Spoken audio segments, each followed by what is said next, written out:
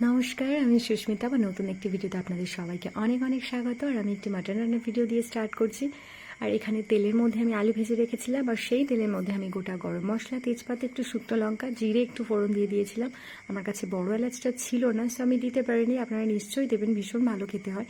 এখন এর মধ্যে আমি 4টে মিডিয়াম সাইজের পেঁয়াজ দিয়ে দিয়েছি কুচিয়ে। এটাকে ভালো করে একটু ভাজা ভাজা করে নেব, এবং পেঁয়াজটা সফট হওয়ার জন্য আমি এর মধ্যে একটু নুন অ্যাড করে দেবো।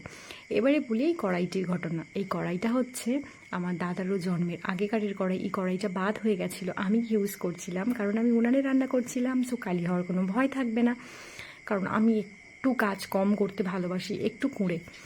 তো যাই হোক, এখন আমি এর মধ্যে বাটা মশলাগুলো অ্যাড করে দিচ্ছি। যেমন আদা রসুনের পেস্ট আমরা রীতিমতো শিলে বাটনাই খেয়ে থাকি, কিন্তু এটা সময়ের অভাবে মিক্সিতে পেস্ট করে নিয়েছিলাম, কারণ দাদা মাটন অনেক লেটে নিয়ে এসেছিলো। আর আমাদের মাটনটা ছিল 2 কেজি, তো সেখানটায় আমি 3 চামচ মতো আদা রসুনের পেস্ট ব্যবহার করেছি। আপনারা আপনাদের পরিমাণ মতোই দেবেন। এখন ভালো মতো কষিয়ে নিয়ে আমি এই গুঁড়ো মশলাগুলো অ্যাড করছি। আপনারা যেন সাথে সাথে অ্যাড করে দেবেন না, তাহলে খিচুড়ি বাকিয়ে যাবে। আর এখন এর মধ্যে আমি হলুদ গুঁড়ো, লঙ্কার গুঁড়ো, জিরে ধনের গুঁড়ো আর একটু কাশ্মীরি লঙ্কার গুঁড়ো দিয়েছি, এবং সামান্য পরিমাণে জল দিয়ে মশলাটা ভালো করে কষিয়ে নেব। আর মশলাটা থেকে যতক্ষণ না তেল ছাড়ছে আমি এইভাবে কষিয়ে নিতে থাকবো। আর একটা কথা বলি, আমার মাটনটা অলরেডি সেদ্ধ করা রয়েছে। আমি প্রেশার কুকারে 70% মতো সেদ্ধ করে নিয়েছি, শুধুমাত্র জল আর নুন দিয়ে। কোনো তেল ইউজ করিনি, হলুদ ইউজ করিনি, কিছুই না, কারণ তেল অলরেডি মাটনে অনেক ফ্যাট থাকে, আমরা একটু তেল কমই খাই। এবারে আমি বলি একটা কথা, কাঁচা মাটন রান্না করলে অনেক সময় কেমন একটা চামড়া মতো হয়ে যায়, কারণ বেশিক্ষণ কষানো যায় না। আর ম্যারিনেশন সবসময় জন্য টাইম তো থাকেই না।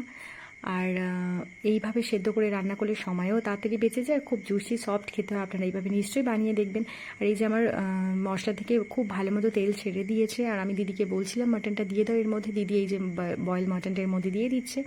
আমি এটা ভালো মতো কষিয়ে নেব। মাটনের স্টকটাও আমি এর মধ্যে অ্যাড করে দেবো, কিন্তু আগে একটু ভালো মতো কষিয়ে নেব। ওই যে চুবড়ির মধ্যে ঢ্যাঁড়স কাটা রয়েছে, ভেন্ডি যেটাকে বলা হয়, ওটা আমাদের উড়িষ্যার একটা ডিশ, যেটা গোটা মশলা দিয়ে ভাজা হয়। আমার মা ভীষণ ভালো বানান, মায়ের হাতের রান্নাই তো আলাদা খেতে, তাই না? আর এখন আমার মাটনটা ভালো মতো কষানো হয়ে গেছে, আমি এর মধ্যে আলু দিয়ে দেবো। আলু দিয়ে খুব ভালো করে কষিয়ে নেব, নিয়ে আমি মটন স্টকটার মধ্যে অ্যাড করে দেবো। আর আপনারাও বলবেন যে কে কেমন মাটন খেতে ভালোবাসেন। আমার ভালো লাগবে, আমারও অনেক কিছু জানা নেই, জানা হয়ে যাবে। আর কোথাও যদি আমার কোনো ভুল থাকে আমাকে ধরিয়ে দেবেন, নিশ্চয়ই ধরিয়ে দেবেন, কারণ সবসময় মানুষ প্রত্যেকটা মুহূর্তেও শিক্ষা অর্জন করে। আর আমার খুব ভালো লাগে কেউ আমাকে কিছু বুঝিয়ে দিলে, বলে দিলে। আমার মাটনটা মোটামুটি হয়ে গেছে। আমি আমার দাদার জন্য একটু তুলে রেখেছিলাম, আর কুহুও আমার দিদির মেয়ে বলছিল আমাকে একটু দাও, আমি খাবো। ওর জন্য একটু তুলে দিয়েছি, কারণ দাদা বলল দুপুরবেলা আমি খেতে যাব না, আমার দেরি হবে, সেই জন্য।